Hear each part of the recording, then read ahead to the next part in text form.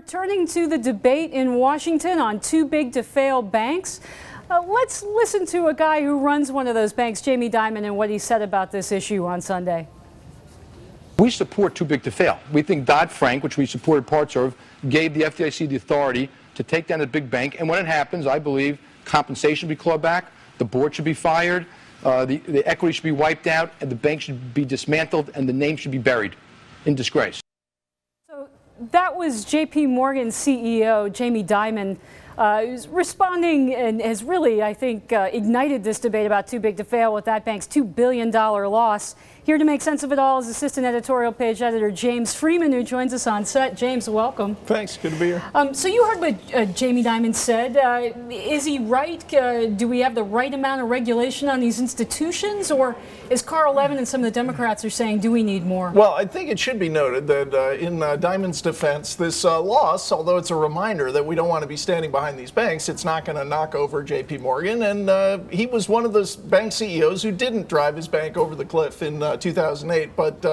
But the idea that Dodd-Frank and this new FDIC resolution program is going to allow us to be tough on big banks and real scorched earth when they fail, I think that's a fantasy that it's hard to believe that, seeing where they're going with this resolution plan. Now, James, some of our viewers and listeners out there may not know what resolution authority is. What is the government saying that it can do if these banks fail? What taxpayers crave is real punishment for these banks that go over the cliff instead of some kind of taxpayer rescue.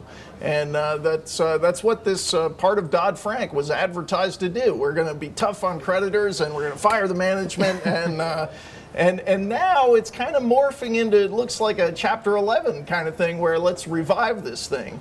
Let's sort of take a piece of it and nurse the bank back to health and kind of reintroduce it into the wild. And I don't think that's what any taxpayer wants. They want, basically, I think most people, to bring bankruptcy back, where you get punishment if you run a big bank, just like if you run a big commercial company. James, didn't government get us into this problem in the very first place? Well, you get into the roots of the crisis, and that's one of the things that made 2008 so difficult to deal with, is that it wasn't a one-off. It wasn't one big bank made a big mistake, and how do we deal with it? It was all these big institutions that had bet too much on housing, just like most Americans did, and for that you got to look at a lot of government incentives. We're talking to Wall Street Journal assistant editorial page editor James Freeman on the too big to fail bank debate. James, let's talk politics here. The Republicans don't want more regulation of this industry, restrictions on credit allocation, but they have to be seen as protecting taxpayers. Democrats, on the other hand, can go out and say, you know what? We need more regulation to protect you. So does this put Republicans in kind of a bad spot here? No, I think they have an opportunity. The conventional wisdom might be that if they look like they're helping Wall Street, they argue for some kind of deregulation, rolling back Dodd-Frank. It's a political loser. But, you know, Dodd-Frank in polls has never been very popular. And I think if the Republicans have a reform message that starts with, we want to bring bankruptcy back into fashion, even if you're a large financial firm, I think that that's going to have a lot of appeal.